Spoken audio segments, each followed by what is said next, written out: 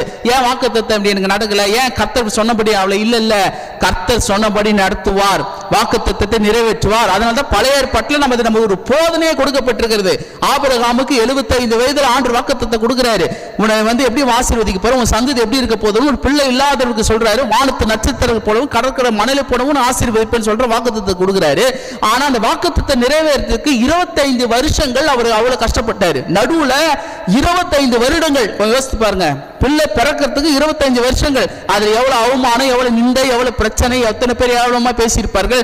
என்ன Abraham Abraham விசுவாசத்தின் தகப்பன் ஆபிரகாம் அப்படின்னு சொன்னியே, என்ன உனக்கு பிள்ளை இல்லையே அப்படின்னு பேசியிருப்பாங்க. இல்ல, நம்புவதற்கு ஏதுமில்லாத இருந்தும் அதை நம்பிக்கையோடு அது பெற்றுக்கொள்றது இருந்தார். ஹல்லேலூயா.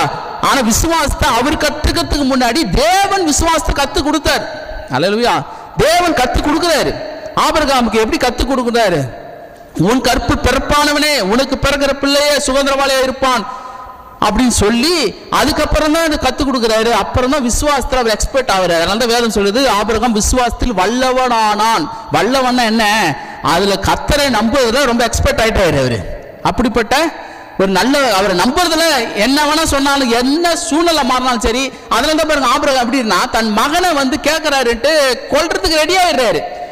சொல்றாரு, அதிகாலை எழும்புறாரு. நம்மளா இருந்தா பண்ணுவோம், தூங்கிடுவோம் படுத்து, ஆண்டவர் மறந்துடுவாரு அப்படின்னு. அவர் அதிகாலை எழும்புறாரு, கழுத மேல உட்கார வைத்து அந்த எல்லாத்தையும் கொண்டு விறகெல்லாம் இது பண்ணு போறாரு. வேலையாள்கிட்ட போய் சொல்றாரு, விசுவாசமா சொல்றாரு, நானும் என்ன பிள்ளையாண்டானும் போனபடி திரும்ப வருவேன்றாரு. விசுவாசம் பாருங்க. போறேன், நான் மட்டும் வருவேன்ப்பா, கொஞ்சம் லேட் ஆகுனா கவலைப்படாதீங்க, சப்போஸ் நான் வரலன்னா மேலே வந்து பாருங்க, நான் கொஞ்சம் அழுதுட்டு இருப்பேன் எங்கேயாவது மூலையில் உட்காந்து, என் பையன் இறந்துருவான் அப்படின்னு சொல்லலை.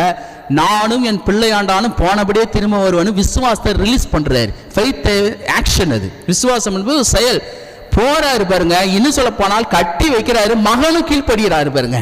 மகனும் கீழ்படிந்து அப்படியே இருக்கிறாரு. மற்றவன் பிள்ளைகளாம் என்ன பண்ணும், வா உன்னை கட்டி போட்டுரு, நான் போயிடுவோம். ஆனா தன் தகப்பன் சொல்ற, அவன் கேட்கிறாரு, அப்பா நம்ம எல்லாம் இருக்குதுப்பா, எங்க பலி கொடுக்கறதுக்கு எங்கப்பா ஆடு அப்படின்னு. ஆபிரகாம் சொல்றாரு, இல்லப்பா கர்த்தர் இது ஏற்படுத்துவார்ப்பான்னு சொல்றாரு. அப்ப கூட மகன் பாருங்க, தான் படுக்க வைத்து கட்டும் போது கூட தன் தகப்பன் தெரிஞ்சிச்சு அவருக்கு, இருந்தாலும் கீழ்ப்படிந்தார் பாருங்க. அப்ப கத்தி எடுத்து அங்க இருந்து குத்துறதுக்கு கிட்ட போகும்போது ஆண்டவர் அங்க நிறுத்துறாரு. ஹல்லேலூயா. நிறுத்தி ஆண்டவர் சொல்ற, விசுவாசத்தை சோதிக்கிறார், ஃபெய்த்தில் ஜெயிக்கிறார். அவருக்கு என்னன்னா, நான் கொன்னு போட்டா கூட ஆண்டவர் திரும்பி என் மகனை உயிர் கொடுப்பாருன்னு அவருக்கு ஒரு நம்பிக்கை. அது விசுவாசத்தை ஜெயித்தாரு.